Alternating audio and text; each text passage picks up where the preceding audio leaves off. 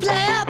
I keep going round with the needle in my arm, making someone else's sound. And lately I've been dreaming of blue and empty skies, but nothing like that ever crosses red. Hello lovelies, welcome to, or welcome back to the dollhouse. I am your yarn host Kira, and I am feeling like hot garbage today, but we have stuff to do. I figured I would be smart and make a recording while I was doing the border on my corner to corner blanket, so you guys can see the easy peasy border. It is my favorite. Now, since I was doing this on camera, I was going to border this in black, but I figured gray would look better on camera. You can see the stitches on camera better in gray. So, this is my corner to corner. Used about 2.5 skeins of Red Heart granny square yarn. If you're going to tell me what to make with it, I'm not making that. This is in the soft white and shadow colorway. And this is my leftover yarn that I have to kick up. But this makes a really nice size. I like to call them cuddle wraps because it's good for sitting in a chair. It's good for sitting at a bonfire. It's good for sitting with somebody else, and you can wrap both of you in it. Or you can just be potato and wrap yourself. Because who doesn't like to be comfy? Right? So, easy peasy. Blankets of 5.5 hook. Border is a 6.5 hook, just to give it that little extra space so your corners don't get all pinchy. It's nice to have a smooth corner. So, grab your hook, grab your yarn. I'll show you how to border that C2C without even thinking. So, today we are going to do a border out of C2C. I have finished my corner to corner. I've decided to use, this is what's left of my third skein. As you can see, there's about half of it. But I used Red Heart all-in-one granny square in the shadow soft white colorway. And now we're gonna put a border on it. Let's get this down here. And I like to leave my tails out. I like to weave them in after I'm finished. I know a lot of people like to do their border over their tails, and that just, I like to sew them in so I know they're secure. Anytime you do a border on a blanket, you should always gauge up at least 0.5. I have used a 5.5 to make this blanket, so I'm using a 6.5 to make the border. And I was going to do a black border, but then I figured that probably isn't going to show up very good on camera. So we're doing a gray border, because gray goes. And I'll start near the corner so you can see. Well, this is the easiest border I have found for corner to corner. Let's get the rest of the blanket out of the way. Now, I am just using a Karen 1 pound in soft gray mix. And the black stitches I know are not going to show well, so I will start over here. Now, what you want to do when you start your border, find one of these clusters where it's slip stitched into the one behind it, and we go under the cluster. You want to loop around the yarn. This is one of the borders that I like to start without doing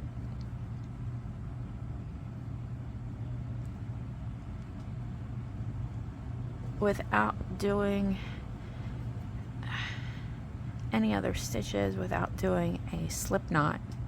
You just do a single stitch into the first stitch,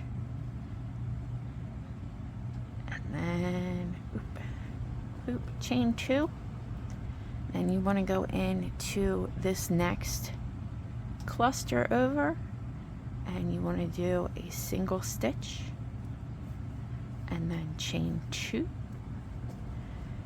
and it's just that easy. Go into that space where the next cluster is, do a single stitch, chain 2, and this is the easiest border for the easiest blanket without having to count stitches, without having to do any extraneous work. It's just 2 chains and a single stitch all the way around. 2 chains, go into the next cluster and you single stitch, and then 2 chains, go into the next cluster and single stitch. And we're going to do that all the way around. Let me move this tail out of the way. Grab your yarn, pull through your single stitch, and then 2. Now this is the corner. You want to do your single stitch. Now you have a little space right here in the corner. You're going to have that little space in every corner, so that's what you want to single stitch into, and then chain 2, then moving on to the side. Now you want to make sure not to go in your chain 3 loop. You want to go into this space between the clusters and just single stitch and then chain 2. And see, that makes up for our corner difference. That way we don't have anything too tight. If you skip that corner, your border is going to end up curling a bit. So this one, we just keep going on this side, go into that chain 2. I'm moving my tail out of the way again. Go into that chain 2.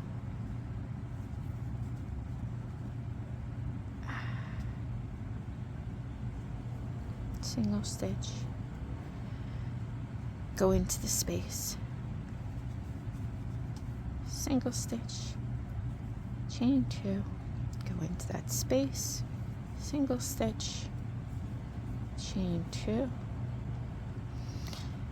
It's going to be a little different on each side because the orientation of the clusters, but you want to do the same thing on all 4 sides until we get all the way back around again.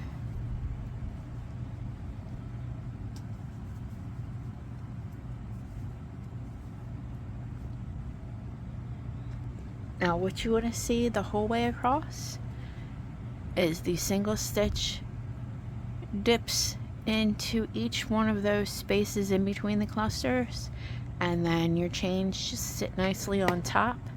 And this will give you a base for pretty much any stitch you want to do, instead of with the usual border when you usually want to do a single crochet all the way around just to make sure it's even.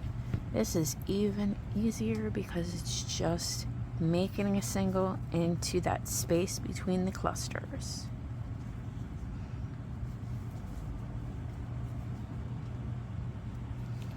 Single chain, chain 2, and I'll show you this next corner.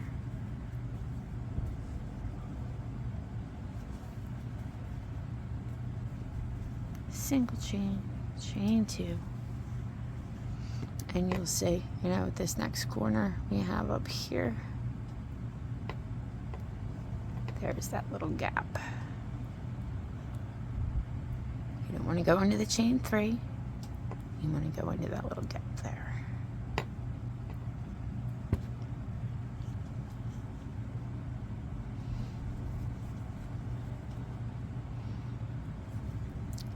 So I work around. See, now I'm debating. I'm saying, hey, maybe you want to go into that chain 3. See what happens when I talk too fast? You do. You want to go into that chain 3. And that's where you want to do your single stitch. So single stitch, chain 2, and then single stitch, chain 2. This is fighting me today. You ever have one of those days where yarn just fights you? Everything's fighting me today. It's just been one of those days. But I am smarter than the yarn today. I think I'm smarter than the yarn today. So we're just going to continue.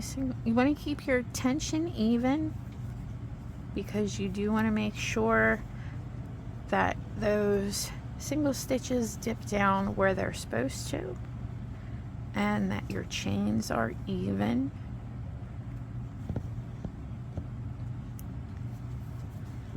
Just go in between all of the clusters until you get to the corners. The corners are a little tricky because each corner is different because of the orientation of the clusters.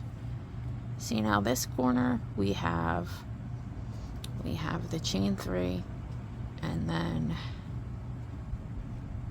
the 3 double crochets. So I am going into that chain 3, and then I am going into that space after 3 double crochets in that cluster, and that'll get us around the corner. There we go. And we just continue, and I will see you when we get back around. So we're still going around, still the same thing we're doing. 3 double crochets, and then we skip that single crochet beneath and keep going into the chain spaces.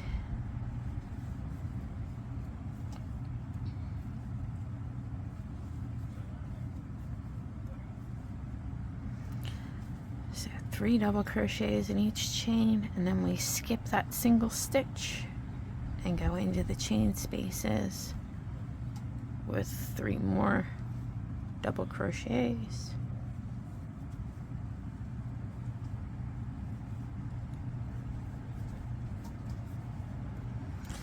And I will be back. Once I'm back around. So we're back on the first side, and we are moving towards the beginning of our border base. A lot of times this kind of base is used to even out maybe a little bit off edges, but in this corner to corner, it's just the easiest thing ever. You don't have to count. There's a hole. Hey, we'll put a stitch there, and then chain 2, and there's a hole. We'll put a stitch there. So it's just single stitches, chain 2, and that leaves you with a smooth base to put whatever stitch in your border that you want. I personally like double crochets for the corner to corner stitch. I think it looks nice. Let's say we started here, and we're coming back around to there.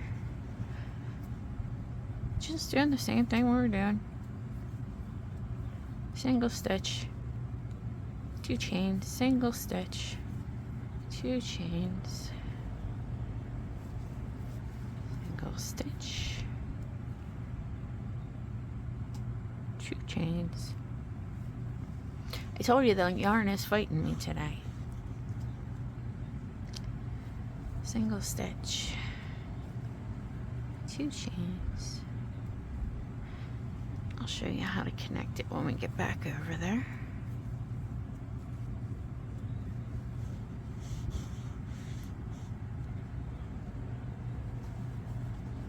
Single stitch, 2 chains. So this is one of those things that you can do while you're watching TV or watching a movie or playing on the YouTubes, because you really don't have to pay too much attention. It's just single stitch, 2 chains. So now we are coming back over to the beginning, and I am using the same yarn for my border. So single stitch, 2 chains. That was not a single stitch. Okay, and we are back to our starting point. 2 chains. This is our single stitch that we started with.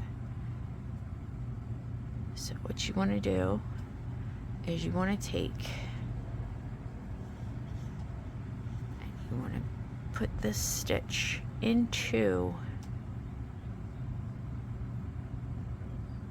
the 2 loops of the first single stitch.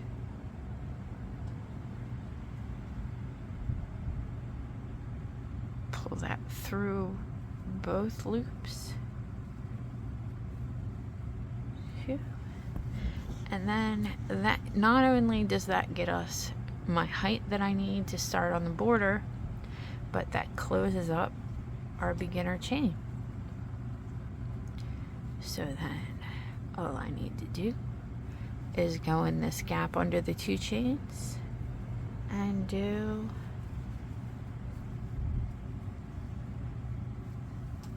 three doubles, and then you skip that first stitch and you go underneath your chain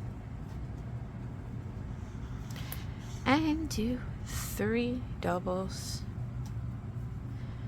and that is pretty much it. You go back under each chain and do 3 double crochets, and you skip every single crochet.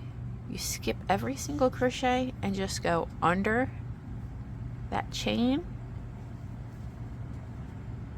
See, you want to yarn over and then go under that chain if you're doing double crochets.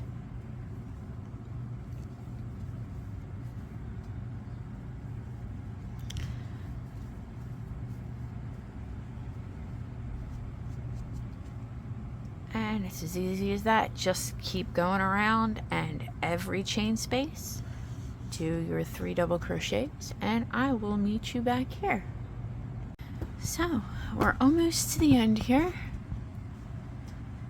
and we're just gonna keep going into that chain space and doing our 3 double crochets. I'm trying to engineer everything so everything kind of flows a little smoothly here. So that is our 3, and then we skip that single chain. My yarn is getting tangled because I'm trying to do too many things at once. Okay, back into the chain space.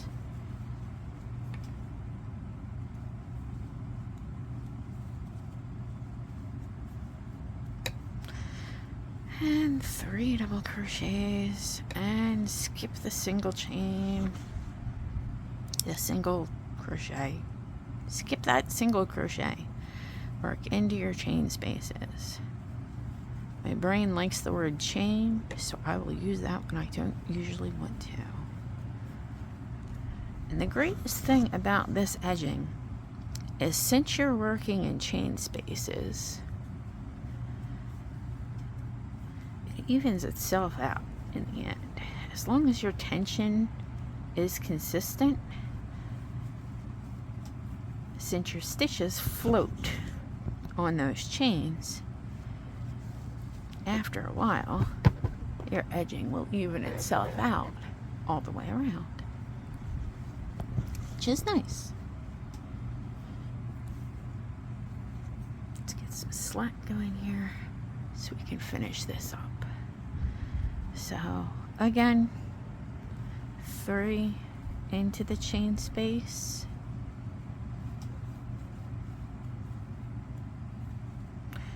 and then skip that single crochet, 3 into the chain space, and it's very nice, not thinky pattern when you just want to get something done but don't want to have to sit there and count. Now this is my last chain space, so we're gonna do 1, 2, 3. That is for 3 chains, and then you just want to go into the top of that first double crochet right there. You want to go into both top loops, slip stitch. I like to make 2 loops to make a secure knot.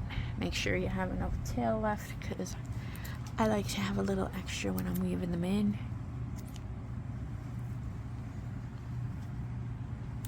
And now that closes your little gap. You pull your knot, and then while you're weaving this in, you can weave that into the top stitches here and make that knot kind of go away. Ta-da! And you're done. All you have to do is sew your tails in. But ta-da! You can always do another row on top of your double crochets, but this makes just a really nice even border all around. Like I said, since those are your crochet stitches are actually floating on that chain space, so they'll even themselves out and give you this nice little space in the middle. And Bob's your uncle. Easy peasy. Now that we're done that, I am going to go cake up this yarn, and I am going to curl myself under a blanket because it's just that kind of day. If you need anything, my email's always there for you. My buy me a coffee, it's always there for you. You can reach out to me here. I'm happy to answer anything that I can. Not saying that I can, just whatever I can help. Okay. I think that's it. Be good, be kind to yourself. Sprinkle kindness like seeds. It's free, and the world really needs more right now. Bye, lovelies.